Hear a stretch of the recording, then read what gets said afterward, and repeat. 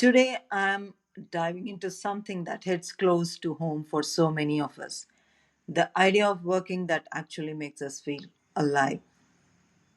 You know that feeling when you're in the flow, time flies, and you're like, yeah, this is what I meant to do. Sounds pretty great, right? Welcome to the Pivot Point. I'm Bharti. I'm Bharti Bhaskaran, your host. Well, let's be real. A lot of people aren't there. They are stuck in jobs, relationships, or even entire lives that feel like trying to jam a square peg into a round hole.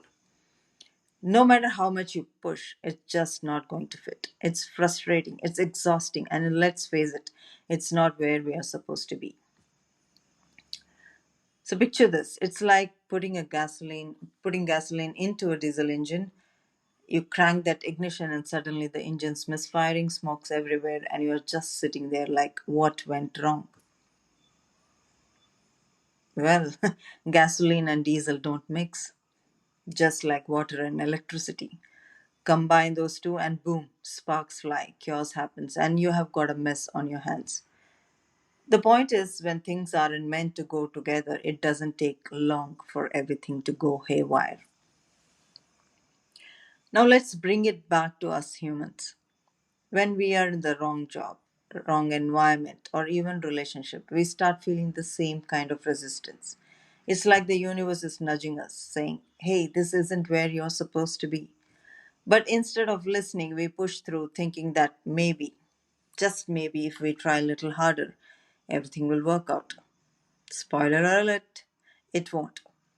Imagine this scenario. You are a creative soul, someone who loves to paint outside the lines, break the rules, and express yourself creatively, imaginatively. But instead, you are stuck in a 9 to 5 monotonous job.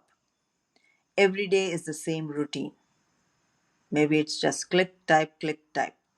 No creativity, no freedom, just monotony.